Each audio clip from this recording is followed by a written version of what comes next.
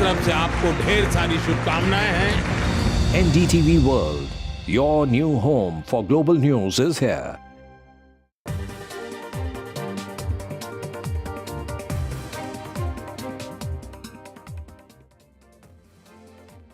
The last 48 hours, there have been unprecedented developments in Syria, something that's said to impact the entire region, Middle East, and of course the world at large as well. To understand the dynamics, how it could reshape some of the global world order, and how it could reshape political developments around the world, I have with me the ambassador of Israel to India, Mr. Reuven Azar, speaking on what could be the next steps for the region, for Israel, and how significant it could be to reshape that entire area. Thank you so much, Excellency, for taking out the time speaking to Gaurie, NDTV. for the interview. My first question to you as we talk about the unprecedented developments in Syria is that, of course, Israel is not a stakeholder in what all happened, but it gets impacted because it's an important development that has taken place. Talk to us about how Israel is seeing how these changes have taken place in Syria and how they're set to reshape that entire region. Well, Israel is no doubt in a situation of alert. We are following very closely the events in Syria. The Israel Defense Forces have taken defensive positions in the buffer zone, in the border between Israel and Syria. As you probably know, there is a disengagement zone that was created in 1974 following the Yom Kippur War. That zone is a buffer zone of several hundred meters to a few kilometers in the north. In the past, that area was attacked by different groups. It has been attacked now too. The UN forces there, the observers that belong to an organization called UNDOF, have been attacked. Israel has come to their rescue. So we are taking these temporary defensive positions in the buffer zone and following very closely what's going on the other side, preparing to defend ourselves against any possible attack or development. There is this sense that I see, and several leaders are also talking about it, that Israel has sort of preempted some of what as developments are happening, or some are saying that Israel is trying to take advantage of a very volatile situation. Explain to us that is this A, temporary, B, from a security point of view, why was it necessary? Well, as you know, Israel was attacked on the 7th of October, and that decision to attack Israel, I think, was a decision that not only caused huge damage to Israel, and we had to defend ourselves, but it also had it had an effect in the region, because from the moment that Hezbollah decided to involve itself in the conflict and attacking Israel from the north, it was just a matter of time until Israel would have to take the necessary steps to defend ourselves. So I think that Iran and Hezbollah made a huge miscalculation. They didn't understand what are going to be the consequences of their attack against Israel. Hezbollah has been hit very hard. Nasrallah, as you remember, was taken out, with many thousands of Hezbollah terrorists. Iran attacked Israel directly, and as you know, Israel defended itself and attacked Iran back. So when you look at the picture, you see that these tentacles of the Iranian regime have been cut. But in that, the Hamas, reason, Hezbollah, and now forces in the region that have been following that and seeing the debilitation of the Iran axis took advantage of it. And that's how you see the change in Syria. Israel is not involved in the Syrian conflict. We are not intending to involve ourselves in Syrian politics. And that's a matter that the Syrian people will have to sort out itself. But the fact that the Israeli forces entered the buffer zone, I was asking about that is it temporary? What was the rationale for it? Because that is something that a lot of people are asking, that was it needed at this moment? Right. It is temporary, and it was needed. It was needed because, as you remember, and maybe your audience doesn't remember, that back in 2010, when the civil war in Syria started, we had a situation in which ISIS-related groups and other groups entered into the buffer zone and used that buffer zone in order to entrench themselves, fight against the Assad regime, and also, from time to time, attack Israel. So we had to take care of that. Okay? It took us a lot of effort to clean the buffer zone from these elements that were using the border with Israel as a shield from the bombardments of the Assad regime towards them. And some of these missiles fell in Israeli territory. So now we had to make sure that this buffer zone is not utilized again as an entrenchment for rogue terrorist elements. Do you anticipate that, given the fact that though yes, there's been a regime change, Assad government has fallen, but those who are now set to take power are also offshoots of Al-Qaeda. They're also, have extreme Islamist ideology. They may have disowned some of the Al-Qaeda thought, but are unlikely to be completely of a different thought process there. Do you anticipate rogue elements? You are right that there are many rogue elements in the Middle East. There are many radicals. Some of them are Syria. Shiite radicals. Some of them are Sunni radicals in Syria as well. So we are learning from the past. We saw in the past that we were attacked by such rogue elements. We don't want that to repeat itself. We don't know what is going to happen in Syria, who is going to take control, how long this is going to take until they take effective control, what will be their approach towards Israel. Yes. So naturally, we are in a defensive position without interfering in Syrian politics, but alert to the scenario that we will be attacked. Fine. That is a defense and a national security point of view. Israel is not involved in the Syrian politics. It is, of course, going to be impacted like the other people as well in the region. But what about Iran? The developments in Syria are having or set to have a major impact on Iran as well. That impacts Israel directly, doesn't it? Well, as I said, Iran did a huge miscalculation. It is now exposed, not only by the fact that their tentacles, 3 of them, were cut now, okay, but also by the fact that we have proven that they are not immune, that if they attack Israel, they will be attacked. So in our counterattack, we removed their air defenses, we hit their missile and drone factories, and we even hit an element of their nuclear program. So if they decide to continue the escalation against Israel, of course Israel will remain the right to defend itself. Do you think that this will weaken Hezbollah significantly, because Iran may not be able to rearm Hezbollah that much, and that will have a direct impact on Israel's security and strategic calculations? Yeah, look, there are different geopolitical changes that are going to happen as a result of what we did to remove Hamas and Hezbollah and what is going now in Syria. We don't know yet all the implications, but you can see very clearly at this point that, first of all, these tentacles are removed. Second, that apparently, I don't know yet whether it's final or not, the Russian military presence in Syria is going to come to an end, and that changes the state of play in the Eastern Mediterranean when it comes to the balance between Russia and NATO. Okay, and the third thing is that Turkey and to a certain extent Qatar, that are supporting these rebels, are going to feel encouraged to try to shape the future of Syria, maybe other Arab states, we don't know yet. So we have to contemplate that. Israel is present in the region. I think Israel made it very clear that we will not agree to be attacked by anybody, and those who decided to attack us have paid a huge price. So this is going to influence also not only what is happening in Syria, but what is the power play in Lebanon as well. We don't know how. At this point, as you know, we are positioned on the other side, on the Lebanese side, on the border. We are trying to implement the ceasefire that we have with the government of Lebanon. We are not going to allow Hezbollah to go back to the border with Israel.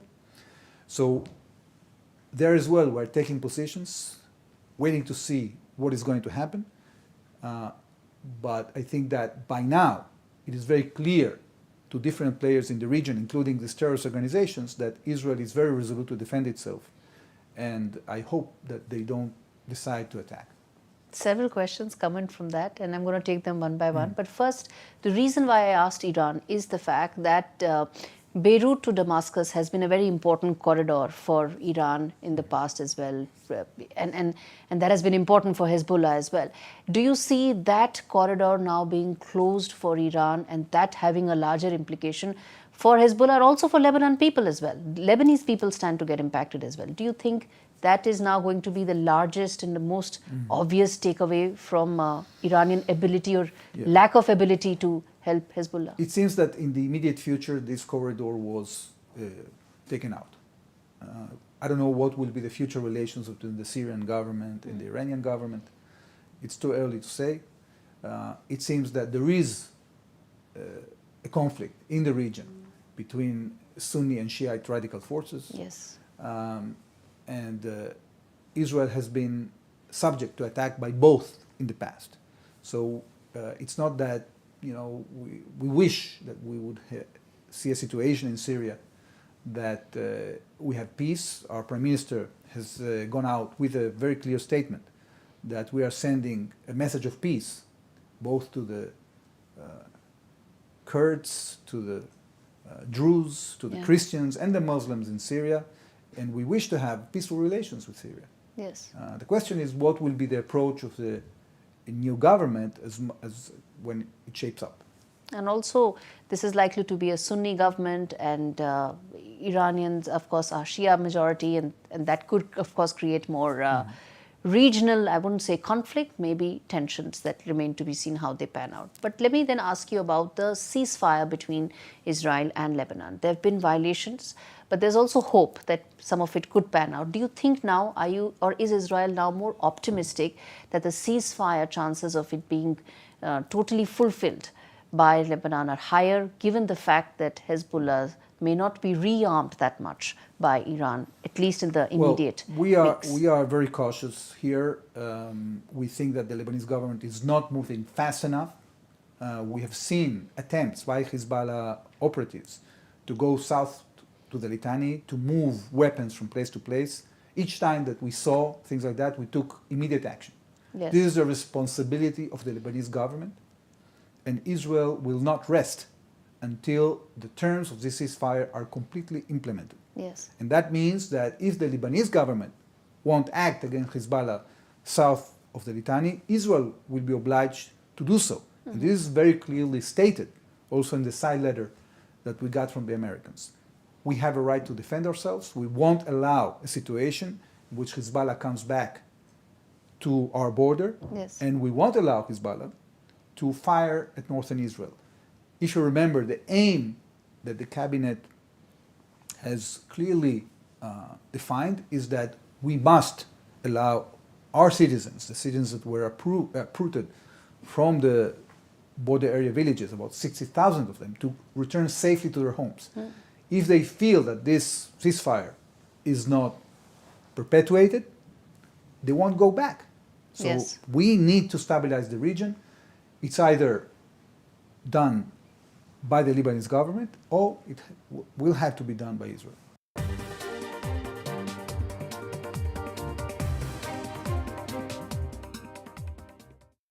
Say hello to your perfect shape with the Velform Cross Compression Shaper from JML. The incredible figure-enhancing shapewear with an X-Flex cross-panel design that instantly flattens your tummy, shaping away unwanted love handles whilst helping to smooth away back fat to minimise muffin tops. It's comfortable to wear all day and it's discreet so it won't show under your clothes. Achieve the silhouette you've always wanted with the Velform Cross Compression Shaper. Only $19.99 from Asda, Boots, Morrisons, Tesco and jmldirect.com.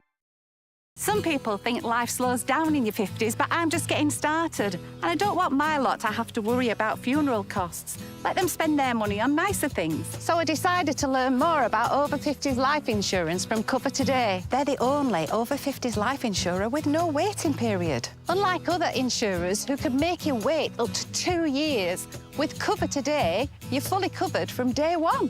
And you're covered for the whole of your life. Unlike other things in life, the price never goes up. Go online or talk to their friendly UK team in just one phone call. Cover Today are the only over 50s life insurer with no waiting period. And no annoying trips to the doctors either. Plus, you get your choice of a £125 gift card. Now I'm with Cover Today, I can get on with something much more interesting. To find out more about Cover Today, call our friendly UK team on 0800 470 4474 or visit covertoday.co.uk. Dan's Christmas will be spent on a pavement. John can't remember when he wasn't on the streets. Lauren feels safer here than at home. Please help the Salvation Army bring a homeless person in from the cold by calling 0800 044 8833. Your £19 will help show them someone cares and give them the chance of a fresh start this Christmas. Thank you. As a dad, I know life's unpredictable. It's all fun and games until it's not. You okay? I want my kids to always be looked after. That's why I'm not putting things off anymore and protecting the life we've built by calling Smart Insurance. Hi, how can I help? Hi, I'd like a quick quote, please. Okay, you can choose a benefit amount up to £750,000 depending on your age. Brilliant. If you're a UK resident aged 18 to 64, you can apply with just a few health and lifestyle questions. For £250,000 of cover, the price starts at just £14.77 a month. That's less than I thought, and could help my wife pay off the mortgage. With our Smart Family Guarantee and 99% of claims having been paid, you'll have peace of mind. That's good to know. You'll also receive a 100% advance in the event of terminal illness and 10% cashback on your first year's premiums. That's the Smart Cashback. Plus, you get your choice of a £125 gift card. Protect the life you've built the smart way. To get a free quote today, call our specialist UK team on 0800 977 6797 or visit smartinsurance.co.uk.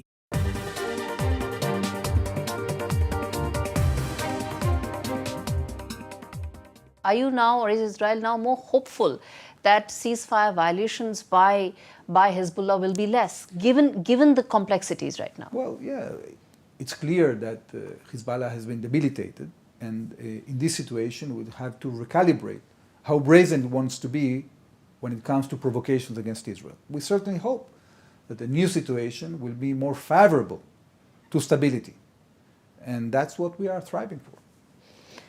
There are some reports, or there are some analysts who expect that given the very dramatic changes that have taken place from Iran's political point of view as well in the region, and the power imbalance that has suddenly taken place for it, it may probably now pursue the nuclear program with a new zeal to be able to arrest some of the power imbalance that has taken place in the last 48 hours against it. How does Israel respond to that? Well, as you probably know, the Prime Minister of Israel has declared very clearly that Israel will not allow Iran to arm itself with a nuclear weapon. And we are resolute to follow that decision. We have the tools of doing that, if you have seen in the past. We have shown that Iran is vulnerable and is exposed. So I think that it's about time that the Iranian regime understands that they should change their approach towards Israel. And if they pursue such a path, it will be very dangerous for the regime. And the reason why I asked you this is because there is a power vacuum in Syria, and there is also a regional competition between Turkey and Iran. So in the backdrop of that, these changes that have taken place in the geopolitical scenario in the last couple of days are going to have major impact, and they will decide decision making, both for Turkey, both for Iran and several other players. In your assessment, where do you see this power vacuum leading up to over the course of next couple of weeks, couple of months? Because longer than that, I think it's impossible to predict right now. Well, we have a saying in Jewish tradition that prophecy, since the end of the era of prophecy is only given to the fools. So I'm not going to be prophetic. I don't know what will happen in Syria. I don't know what will be the next moves of Turkey or Iran. But there must have been some internal assessments, right? Well, there are people that are trying to assess the situation. At the end of the day, in such a degree of volatility, you cannot know what will happen. I think that the fact that Turkey is a NATO member, yes, although not always it has been behaving like a NATO member, but the fact that it's a NATO member, I think it works in favor of NATO. I think that the fact that Iran is no longer present in the scope it was present in Syria or in Lebanon is something that is favorable for Israel. But again, we have to be alert. We don't know what will be the attitude of the forces that are taking over in Syria. We wish for peace. We want to stabilize the region. And we hope that the Syrian people will concentrate in rebuilding their country instead of using violence against Israel. Last two questions I want to ask you. One is that will this now lead to a push towards getting the war over? You know, there is, of course, Hezbollah. With Hezbollah, there is a ceasefire, but with Hamas, the war continues. Do you think these changed conditions will be ripe for ending the war with Hamas as well? Do you see that? We certainly hope so. We think that there is pressure being put on Hamas. The fact that their main patron, Iran, has received those blows, I think, might get them to rethink their position. We are not going to compromise on getting back all our hostages, and we are not going to allow Hamas to rearm and regroup in the Gaza Strip. So it's a tough situation, because what Hamas wants from us is to use the hostages card in order to create a situation in which they can gain back control over the entire Gaza Strip, rearm, regroup, and attack Israel. We won't allow that. So we have to be patient. We have to work with our allies and friends. We have to continue putting pressure on Hamas until they are no longer the leading force in the Gaza Strip and until they completely release all our hostages. In 14 months of the war, this is probably the time when Iran and some of its proxy network is at its weakest. So one would say this is probably the best time to evaluate the prospects of ending that war. Is that a conversation that's happening internally right now in Israel? Well, what we have seen in the last few days is that the Prime Minister has met with the families of the hostages yesterday and actually has said that, you know, the time is ripe for a hostage deal. So we certainly hope to see developments in the future. I don't know what will happen with the continuation of hostilities, with the sporadic efforts of the Hamas terrorist organization to continue, their attack against our forces. This is an ongoing effort. I don't know when this will end, but it seems that the conditions have improved when it comes to the prospects of having a hostage deal sooner than later. Final question, sir. It's 6 weeks before President-elect Donald Trump comes into power, and he's been very vocal about the fact that he wants to end this war. He's hopeful that it'll end on day one. Conditions, if they are as they continue till then, in your assessment, where do you see the war ending in terms? I know the conditions are known. You've highlighted them right now as well. But with the change of guard in U.S. happening, and so how do you see that impacting the war?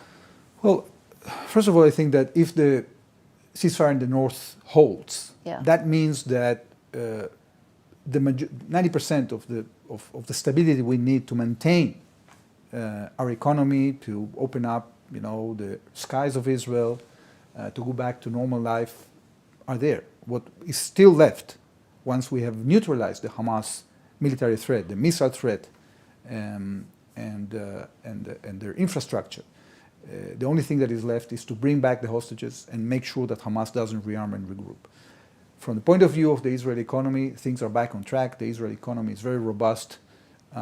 Tourism is coming back. So I think it's not dependent on an official ceasefire with Hamas. And struggling in the Gaza Strip is not going to be over until a horizon for Gaza is created that is conducive with the hopes of both of Israel and the Palestinian people. Right. Because what they have been suffering in the last 17 years of Hamas rule is terrible, and that has to change. So when are we going to see the conditions in which we can develop a plan together with our partners for the Palestinians to assume a more moderate leadership and actually start reconstructing Gaza? We don't have answers for that yet. But the power dynamics have changed right now. Absolutely. Some of those who are very strong are not so strong right now in the last couple of days. And do you think that makes the conditions right? Because it's not just about US, it's also about the region and some of the regional leaders. Look, I think no doubt it improved the prospects. And there is something very clear that we can see right now, that if you attempt to destroy Israel, you will be destroyed. And this is a very important message that is sent by the developments that we see in the region. All right, sir. Thank you so much for taking out the time and speaking to NDTV. Thank you. Thank you. Thank you very much.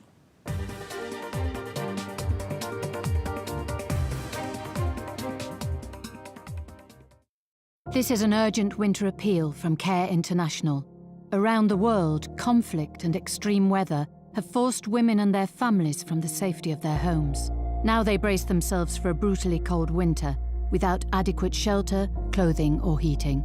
الولاد ما نعرف ندفيهم وبرد وصديق يعني نمنا الشتي ما يجينا غطية مابو أطفالنا حفيانين أطفالنا جوعانين. With no home, shelter or way to keep warm, winter is a terrifying time. Help Care work with women when disaster strikes. By donating right now, you could help provide warmth, shelter and supplies to women who urgently need them. Call 0800 144 550 or go online to give what you can. For women left with nothing, your donation means everything. Please donate today and help women like Rama seek shelter and hope this winter. Thank you. 'Tis the season for gifting. So with Tesco Mobile, when you choose the incredible Google Pixel 9 Pro with 25 gigs of data for just $35.99 a month with club card prices, saving you a whopping £522, we've got an extra gift for you too. A Tesco gift card worth £100. Merry Giftmas. It pays to be connected.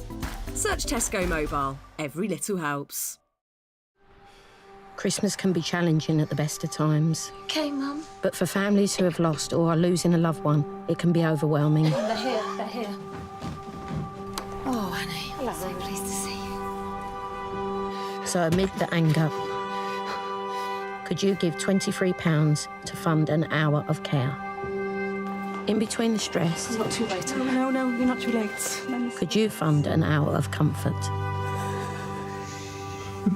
And amongst the grief... You're not alone. Could you fund an hour of joy? Okay, Mum. You all right? This isn't the kind of Christmas anyone ever wanted. But with your help, we can be there to make it the best one possible. To give £23 for an hour of care, comfort and joy, please call 0800 810 0212, text CARE to 70488 or search Marie Curie Christmas. Thank you. Transform hard chairs and surfaces into comfy seats with Soft Sitter from JML, the lightweight gel cushion that helps provide all-day comfort and support wherever you sit. The hexagonal honeycomb construction cushions, distributes and supports your weight, and its breathable design allows air to circulate, helping to keep you cool. Perfect for all types of seats or to use as a kneeling pad. Get the comfort